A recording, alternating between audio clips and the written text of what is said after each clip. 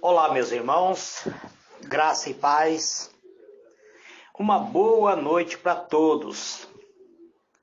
Que a paz do Senhor Jesus toque o vosso coração e vos dê uma noite de paz. Eu estou passando aqui para deixar um pequeno estudo bíblico a respeito da palavra de Deus. Porque Deus deixou a sua palavra como sendo um manual de instrução para a nossa vida. Então a palavra de Deus deve reger aqueles que são servos de Deus. É por isso que eu, presbítero Gregório, valorizo muito a palavra de Deus. Talvez você que me segue pela rede social venha até pensar, presbítero Gregório prega religião. Eu não prego religião. Eu não falo sobre religião. Eu falo sobre a palavra de Deus. Livro de Salmos 119, verso 5, está escrito assim: Lâmpada para os meus pés é a tua palavra, e luz para o meu caminho. Muito bem, irmãos. Primeiro nós temos que saber que a palavra de Deus é como uma lâmpada. Primeiro, nós andamos em um mundo de trevas. O mundo em que nós habitamos é rodeado de trevas. A trevas permanece neste mundo em que nós vivemos. Então, para viver neste mundo, precisamos de uma lâmpada, de uma luz. Algo que venha nos mostrar o caminho. Então, a palavra de Deus é como uma lâmpada. Primeiro, ele nos mostra onde devemos colocar os nossos pés. E depois que ele mostra onde devemos colocar os nossos pés, ele passa a ser uma luz para o nosso caminho.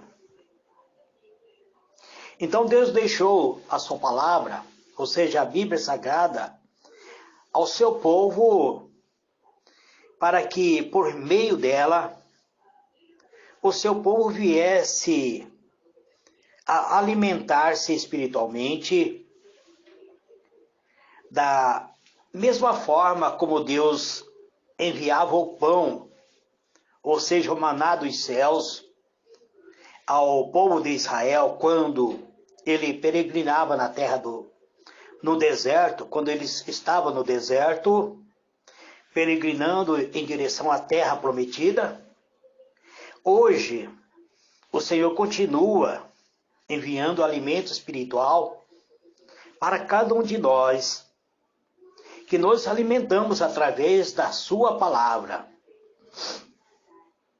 enquanto estamos peregrinando nesta terra em direção ao lar celestial. Nós estamos como peregrino, amados. Nós caminhamos rumo às mansões celestial, ao lar celestial, e nós precisamos de um alimento espiritual. Assim como o nosso corpo físico precisa de um pão de cada dia, a nossa alma, o nosso espírito, ele precisa também do alimento espiritual, que é o maná dos céus, a palavra da vida. Por isso que eu tenho uma mensagem chamada o pedacinho do maná dos céus, que nos alimente cada dia. Eu quero deixar aqui algumas. Talvez eu venha gravar essas mensagens em 7 áudios. Mas hoje eu quero deixar para vocês o primeiro item. O primeiro item que nos serve como alimento. Ou seja, a palavra de Deus, ela nos transforma em um cristão mais forte. Porque nós sabemos, amado, que Deus não chamou um povo para ser fraco. Ninguém deseja ser fraco. O cristão, ele não foi chamado para ser uma pessoa derrotada.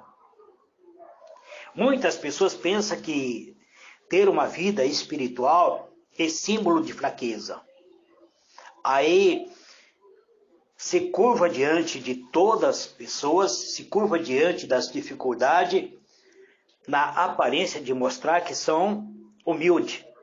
Humildade não é símbolo de fraqueza. Então nós não precisamos ser fracos, nem físico, nem espiritualmente. Então a minha primeira palavra de hoje é aos jovens.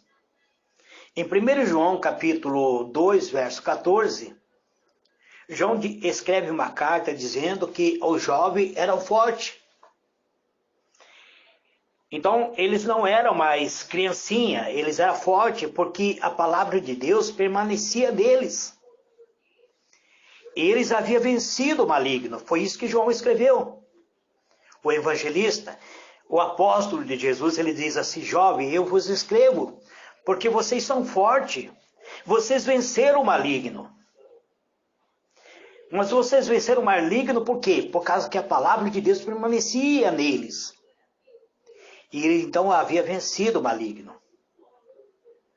Isso significa que havia se alimentado, que o jovem havia se alimentado da palavra de Deus e não estava mais sendo constantemente derrotado. Eles não eram derrotados pelo pecado, eles não eram derrotados pelas tentações. Então existe só um modo para se crescer e se fortalecer espiritualmente, é quando existe uma alimentação espiritual da palavra de Deus. E como presbítero, eu posso me alimentar da palavra de Deus? A leitura, irmão. Ler, meditar, estudando a palavra de Deus. Então, os jovens que João escreve a carta, já não eram mais fracos porque eles se alimentaram da palavra de Deus, ou seja, eles estudaram a palavra de Deus. Quando você estuda a palavra de Deus, quando você se alimenta da palavra de Deus, você fortalece seu espírito. Você se torna forte. Então a tentação não vai te vencer.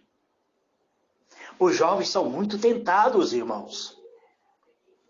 Os jovens são tentados pelas drogas, pelo sexo explícito. Os jovens são tentados pelos vícios, pelo alcoolismo, pela roda dos amigos. Mas os jovens de João, do 1 João 2,14, eles já eram fortes, porque a palavra de Deus permanecia nos corações deles. Eles haviam vencido o maligno. Eles haviam se alimentado da palavra de Deus. Eles não eram mais derrotados. Eles não eram mais derrotados pelo pecado, nem pela tentação, porque eles liam a palavra de Deus. Eles meditavam. Eles examinavam a palavra de Deus. Geralmente as pessoas fracassam espiritualmente porque negligencia a leitura, não medita na palavra de Deus. Por isso eles fracassam. Então, amados, eu quero dizer para vocês, você quer se fortalecer, você quer vencer, você quer ser alguém vencedor? Então medite na palavra de Deus. Alimente a sua alma. A palavra de Deus vai te dar certeza da salvação. A primeira necessidade de um cristão é adquirir a certeza absoluta de sua salvação. E como presbítero eu posso ter essa certeza? Eu tenho conversado com alguns irmãos, ele diz: presbítero, eu não tenho certeza de que eu estou salvo.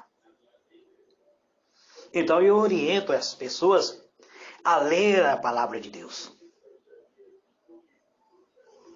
A palavra de Deus muitas vezes parece que não é compreendido, parece difícil entender, mas ela é a verdade. Por isso, muitas pessoas até dizem assim: ah, presbítero, eu li a Bíblia, mas ela parece boa demais para ser verdade. Sim, irmãos. Por isso é uma primeira dificuldade que o novo convertido encontra. Porque aí eles dizem assim: isso aí é boa demais para ser verdade. Mas o que acontece? Depois vem as dificuldades, vem as lutas. E poucas pessoas conseguem enfrentar as lutas. Porque afasta, muitas vezes, da leitura da palavra de Deus. Não consegue abrigar Cristo em seu coração. Então, algumas pessoas abrigam algumas dúvidas a respeito da salvação. A única fonte visível desta certeza é a própria Bíblia. Algumas pessoas dizem: ah, eu vou conversar com o profeta vai me mostrar um caminho. Irmão, não vá atrás do profeta. Você tem a palavra de Deus, a Bíblia Sagrada. Mas do que adianta eu ter a Bíblia se eu não vou ler? Muitas pessoas têm a Bíblia como um amuleto, deixa ela aberta no Salmo 91 e ela enche de poeira, mas não medita nela. Então, do que vale ela se você não lê? As promessas e a garantia que são feitas por Deus serão de pouco valor se você não tiver a certeza de que essa garantia foi designada para você. E como eu posso ter certeza? É quando eu me aposto dessa palavra. Se você encerra essa palavra entre as páginas da Bíblia, você não vai ter a certeza de que é para você. Os cristãos precisam ler, precisam meditar, gravar em sua mente. E foi para isso que a Bíblia foi escrita. Vamos observar o que o livro de 1 João, capítulo 5, verso 13, diz assim: escrevi-lhe estas coisas a você que crê no nome do Filho de Deus, para que você saiba que tem a vida eterna. João escrevendo, ele diz: escrevi para vocês. Para quem que ele escreveu? Para mim e para você, que é servo de Deus. Ele escreveu para nós, para que nós tenhamos certeza, para que nós venhamos saber que nós temos a vida eterna habitando dentro de nós. O cristão precisa ter essa certeza de que é filho de Deus, que Deus é o seu Pai celestial, que Ele é seu Pai. Você precisa estar baseado na palavra de Deus,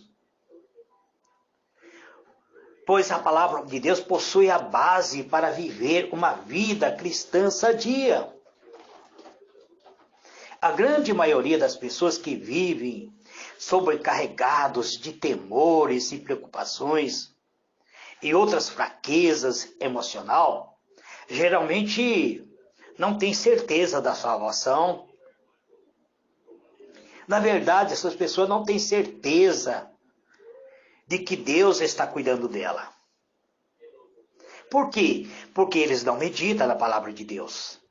Porque eles não colocam a palavra de Deus em foco em sua vida. Ninguém poderá ter certeza das coisas de Deus enquanto se limitar aos seus próprios pensamentos. Você precisa deixar a palavra de Deus penetrar na sua mente. Pois como a própria Bíblia ensina, o conceito de Deus não vem pelo muito pensar, mas pela sabedoria de Deus. A Bíblia também afirma que é enganoso o coração, mais do que todas as coisas, é incorrigível. Ele diz: quem o conhecerá? Jeremias, capítulo 17, versículo 9.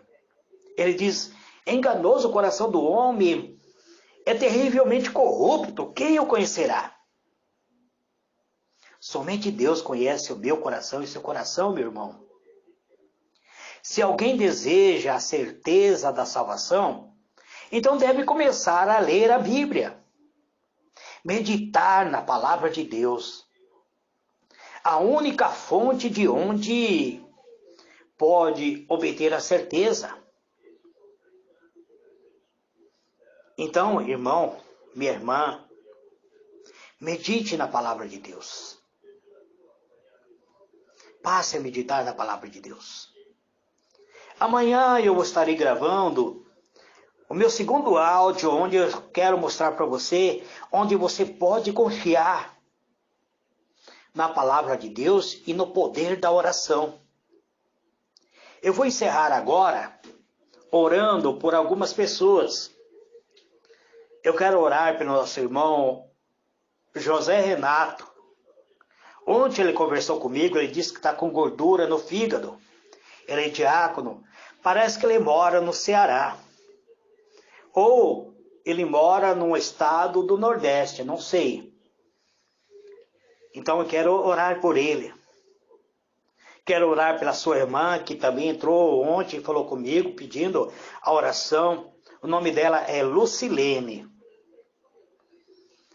Quero desejar a todos vocês que a graça de Deus toque a vossa alma. Que o Senhor nosso Deus ilumine a vossa mente. Pai Celestial, eu estou aqui, Pai, no meu lar. Campo Grande agora é 22 horas. Eu te peço, meu Deus, tua graça, tua proteção. Que a tua mão protetora, Pai, esteja sobre nossa vida. Eu te peço, Senhor, perdão por tudo que muitas vezes eu fiz, pensei, por aquilo que eu olhei, muitas vezes que eu não deveria olhar, por aquilo que eu pratiquei, que muitas vezes não deveria praticar. Se de alguma maneira, Pai, o meu agir, o meu pensar, o meu falar ofendeu a tua palavra, então eu te peço perdão. E te peço, Pai, que ouça a minha oração. Eu quero apresentar o meu amigo, o meu irmão. Eu não conheço ele pessoalmente, mas eu chamo ele de amigo. A partir do momento que ele entrou e conversou comigo, eu adotei ele, Pai, como um amigo. O irmão José Renato. O prefixo do celular dele é 98, por isso eu acredito que ele mora no estado do Nordeste. A irmã dele mora em Goiás, Pai. A irmã Lucilene, ela mora em Goiás. Então eu te peço, Pai, a favor desse irmãos, o irmão José Renato e a irmã Lucilene. Apresento eles, ó Pai, em tuas mãos, pedindo tua graça, tua proteção divina. E quero orar, Pai, pelo filho de uma irmã, o irmão Adriano. Ela está tendo contenda com seu filho, Pai. Apresento o lar da tua serva, o Adriano, em tuas mãos. E quero orar, Senhor, pela jovem de 17 anos, que mora na Suíça, a irmã Radassa, Pai. Que o Senhor visite ela, Pai. Que a tua graça, o teu amor, a tua longanimidade, a tua misericórdia, a tua bondade, toque, Senhor, o coração desta jovem de 17 anos. Liberte, Senhor, ela de todo o mal que tem assolado a vida dela. Abençoa a mãe dela, Pai. parece que ela não tem pai, ou o pai não mora com ela. Então eu te apresento o lar, a família da irmã Radassa, Pai, pedindo tua graça e a tua misericórdia. Eu apresento a ti, minha filha, a Silene, Pai, que hoje está aniversariando. Ela está morando em Portugal. Dia 7 de julho ela estará vindo para o Brasil. Mas eu apresento a minha filha amada em tuas mãos, Pai, que está comemorando mais um dia de vida. Não foi possível comemorar o seu aniversário aqui, mas quando ela vier, Pai, nós estaremos reunidos e poderemos cantar o parabéns para ela, abraçar. Saudade que eu tenho da minha filha, Pai. E apresento a minha filha Simone, o lar dela, as minhas netas, a Isabela, a Gabriela, e também apresento, Senhor, meu genro Rodrigo, o meu genro Carlos, a minha neta Helena, que está morando em Portugal. Apresento a Ti, Pai, pedindo a Tua misericórdia, que a Tua graça toque a nossa vida. Pai, eu oro pela minha esposa. Amanhã, Pai, é o dia dos namorados. 35 anos vivendo com ela, Pai. Que o Senhor renove nossa esperança, nosso amor, que possamos nos amar cada dia mais. É isso que eu te peço, Pai. Eu oro pela minha comunidade, pela minha igreja. Apresento o lar do meu pastor, pastor Armindo, a irmã Paula, os filhos da irmã Paula. E cada irmão, Pai, que congrega ali, juntamente conosco. Apresento o presidente do nosso ministério, pastor Siriaco, Pai. Abençoa o lar dele. Eu não conheço a família dele. Na verdade, Pai, eu preciso me aproximar mais desta família, porque é o meu líder espiritual. Na verdade, ó Deus, eu preciso estar em comunicação com teus servos aqui, porque o meu líder espiritual é o Espírito Santo, é a Bíblia Sagrada. Ó Senhor Jeová, Tu és o Deus, Tu és o Eterno, Tu és o Soberano, Tu és o Magnânimo. Eu quero orar, Pai, nesta noite, pela dona Giane Nakazone, Pai. Eu senti meu coração orar por ela, apresentar ela em Tuas mãos, Pai. Pedir Tua graça, Tua proteção divina, que o Teu amor, Pai, toca o coração, a alma da Tua serva. Que a Tua graça, Senhor, venha agir na vida da Tua serva. Eu quero também apresentar a dona Sônia, a Sônia Coelho, Pai. Ela, de 2015 para cá, ela teve muitas perdas. Perdeu um filho, perdeu o esposo. Teve alguns acidentes no percurso da vida dela, Pai. Eu sei que ela não vai saber que eu estou orando por ela, mas o Teu Espírito Santo sabe, Pai. Então eu oro por ela pedindo Tua graça. Envolva ela, Pai, com Teu poder, com a Tua misericórdia. Eu oro, Senhor, por cada companheiro meu do trabalho, o Osiel, o Cícero, o José Carlos, o Valdomiro, a Lúcia, a Lucimar. E oro por mim, Pai, pedindo Tua graça. Apresento a Ti, a Maricelma, a Lucimara, Pai, pedindo o Teu poder sobre a vida de cada um. É isso que eu te peço nesta noite. Te agradeço, Pai, pelo Teu amor grandioso, pela Tua misericórdia em nossa vida. Aqui está em minhas mãos, Pai, um copo de água.